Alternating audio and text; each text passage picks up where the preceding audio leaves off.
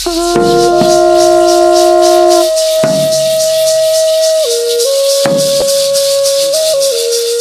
Spirit, Creator of the heavens,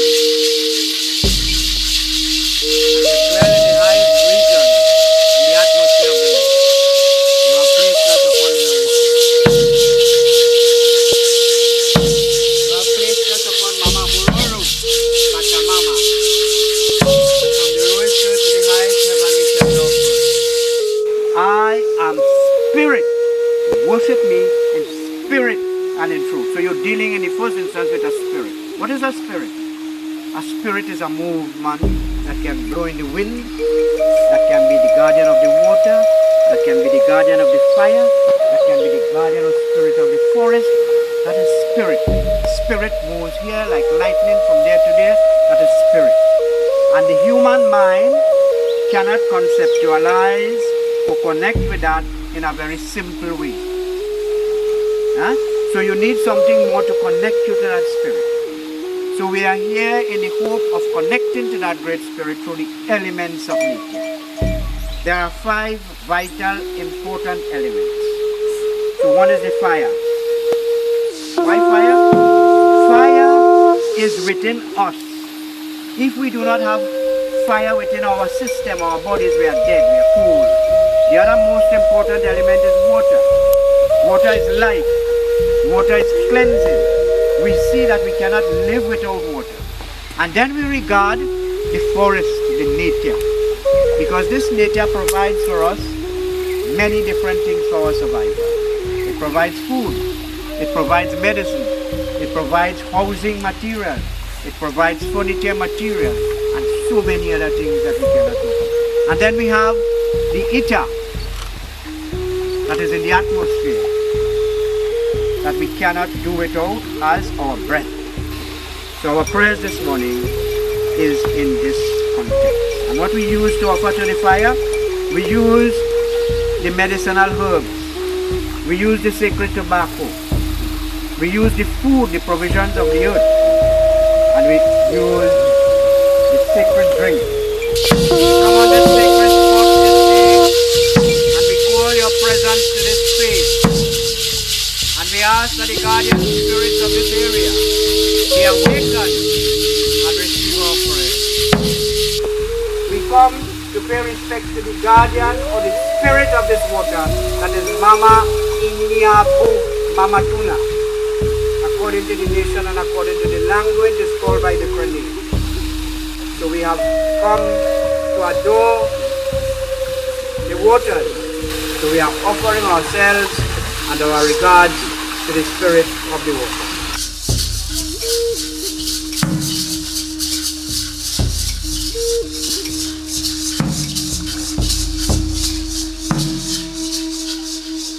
I am Ricardo Barrett Hernandez, Chief of the Santa Rosa First Peoples Community based here in Arima.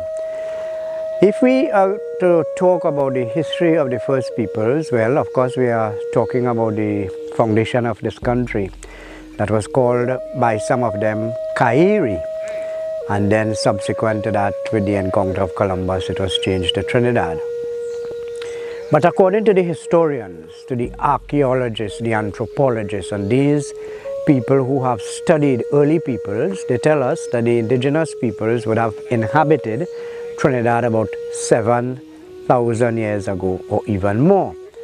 As you know, the earliest find thus far is in South Trinidad, the Banwari man. Today it is looked at as the Banwari woman. And that site dates back to 5,000 years, according to the carbon dating and so on that was done with the artifacts that were found with the human remains and so. So we know clearly that the indigenous peoples have been here for quite a long time. And of course they would have come from the mainland of South America, which in the first instance would be Venezuela, then further Guyana, Colombia and the surrounding areas. And several different tribes or nations came here. We had in Trinidad recorded at one time probably about 9 different nations. Today, of course, it is not like that. The people are mixed, not only among themselves as nations, indigenous nations, but with the wider society. The contribution of our first peoples to Trinidad has been an enormous contribution. It is the very foundation, as I said, of the country. For instance, the first peoples came here and they started agriculture.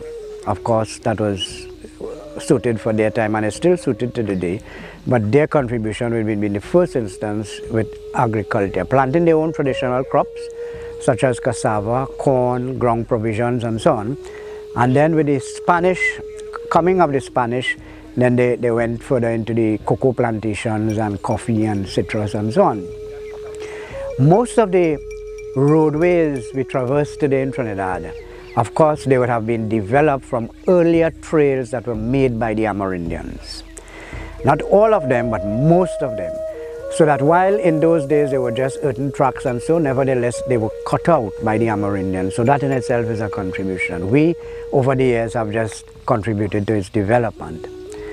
The first people's contribution in other ways, as we can see, Trinidad, a lot of the names in Trinidad are named after our first peoples, and we still carry them today.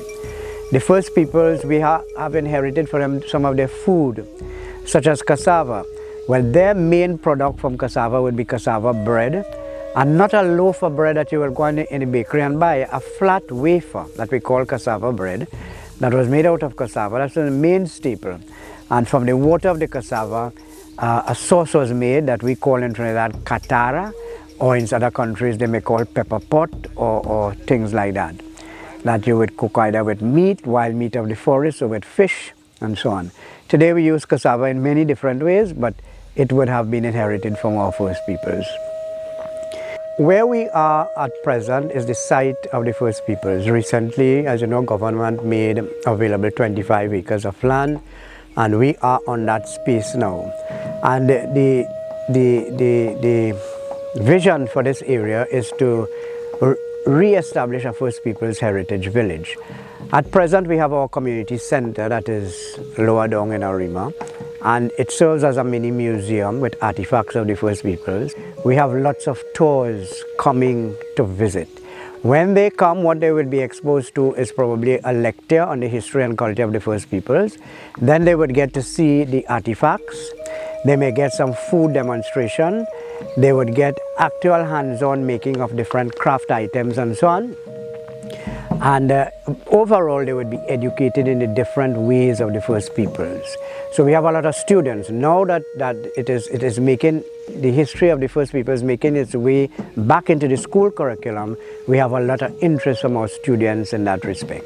The First Peoples' way of life and their different traditions will impact heavily on tourism, as people would want to see and experience First Peoples' way of life and living, and their craft practices, their medicines and so on. This site, when it is completed, is supposed to give a hands-on, first-hand of the ways of life of First Peoples. When you come in here, you're going to see people actually doing the craft. You're going to see people actually cooking the traditional foods. You're going to see traditional dances and ceremonies and so on. And then we are at the base of the mountain. You can have trails into the forest where those who are so inclined will be educated as to the different medicinal plants, the different trees for different uses by the First Peoples, and the different materials from the forest that contribute in making this craft. While our way of life is not solely an attraction for tourism, but certainly it has an impact on tourism, because the products that we will develop will be purchased by visitors, by tourists, and that in itself will be a source of sustainability for the community.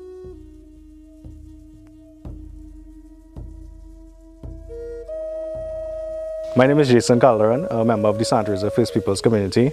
All the hard work that the elders have done before and left for us, all the knowledge and everything like that. Now we are at a period where we are now learning, taking these things in, and how we can spread that message to the younger generation, people who are of indigenous descent and they don't really have something to call home or understand or identify with their culture, how we can spread that message to them. So we now utilize, and we see the use of people using social media. They go online, they want to learn a lot more about the indigenous peoples. And we have a lot of tours at the Santa Rosa First Peoples Community. So you see young ones, they come to learn, they're enthusiastic, they want to learn about craft, they want to learn about food, they want to learn about the culture of all. And I guess with the village and the Amerindian village, we will be able to have this space so people can come and learn and see what the descendants of the Amerindian people have to offer and a different perspective on culture in Trinidad and Tobago, because we have a lot of people who they don't fit in any way. So like myself growing up, you'd see that people kind of, they say, okay, what is your race? What is your religion? What do you do? How to? So I guess with this now, it gives us a space for people to identify the younger ones who are not too sure, and especially the older ones as well, who may have stepped back a little bit. So the future is now for us to utilize technology, utilize our knowledge that the elders have passed on to us, and create this community here where people can come and learn about the indigenous culture.